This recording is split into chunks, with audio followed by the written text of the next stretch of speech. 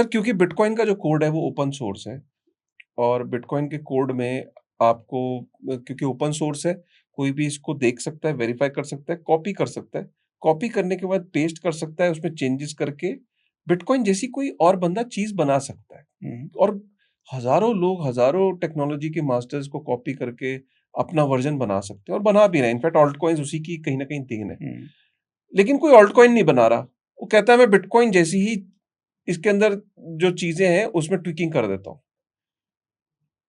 तो क्या बिटकॉइन के जैसे वर्जन और हैं और क्या बनाए जा सकते हैं जिसको हम बिटकॉइन फोर्क भी कहते हैं? मैं आपको 2-3 उदाहरणें देता हूँ। जैसे बिटकॉइन जब नया-नया आया और सफल होना शुरू हुआ तो उसको देखकर एक एंटरप्रेन्योर है, उसका नाम है चार्ली ली। हम्म, उसके मन में आया कि अगर दुनिया में डिजिटल गोल्ड का जो स्पेस है, वो गोल्ड हासिल कर रहा है, तो मैं डिजिटल सिल्वर के स्पेस को हासिल करने की कोशिश करता हूँ। उसने क्या किया, बिटकॉइन का जो कोड था, जो ओपन सोर्स था, वही लिया, उसने मुट्ठी भर चेंजेस किए। उसने क्या किया, ब्लॉक टाइम 10 मिनट से घटा के 2.5 मिनट कर दिया और जो उसकी करेंसी की सप्लाई थी वो 21 मिलियन से बढ़ा के 84 मिलियन कर दी और बाकी लगभग वैसा ही रहने दिया। Same cryptography, same digital signature algorithm और उसने वो शुरू कर दिया। लोगों ने उसको माइन करना, वो नया प्रूफ ऑफ वर्क। शुरू शुरू में थोड़ी देर के लिए लाइट कॉइन बहुत पॉपुलर हुआ, पर आज कहाँ है? हम्म, आज टॉप 10 टॉप 20 में कहीं नजर ही नहीं आता लाइट कॉइन। ये पहली उदाहरण। दूसरी उदाहरण, एक प्राइवेट ब्लॉकचेन प्रोजेक्ट था जिसका नाम था मल्टी चेन। उसके सीईओ का नाम था है गिडियन ग्रीनस्पैन। उसने क्या किया, बिटकॉइन का कोड उठाया, उसमें थोड़े से चेंजेस किए हम्म, और उस चेंजेस के आधार पर उसने एक प्राइवेट ब्लॉकचेन फ्रेमवर्क बना लिया कि लोग उस फ्रेमवर्क को कॉपी करें और उसका एसडीके यूज करके लोग अपनी प्राइवेट चेन्स बनाना शुरू कर दें। आज मल्टी चेन बहुत कम लोग यूज करते हैं।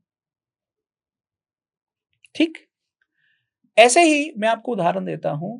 दूसरे जो बिटकॉइन के फोक पैदा हुए हैं, बिटकॉइन कैश है, बिटकॉइन गोल्ड है। सवाल ये है कि ऐसा क्या है कि ओपन सोर्स बिटकॉइन के कोड को कॉपी करने के बाद जब आप दोबारा से बिटकॉइन जैसा कुछ बनाना चाहते तो आप सफल क्यों नहीं होते? देखिए, इनोवेशन का एक बेसिक लॉ है, आपने जो चीज स्पेस भर दी एक बार, अगर आप उसी स्पेस को दोबारा भरने की कोशिश करोगे तो आपके सफल होने की गुंजाइश बहुत ही कम है। जैसे भारत सरकार ने यूपीआई का एक इनोवेशन किया जो हिंदुस्तानियों को लगता है कि इनोवेशन है और आज यूपीआई बहुत बड़े लेवल पर एक्सेप्टेबल है, लोग बहुत रेगुलर यूज करते हैं।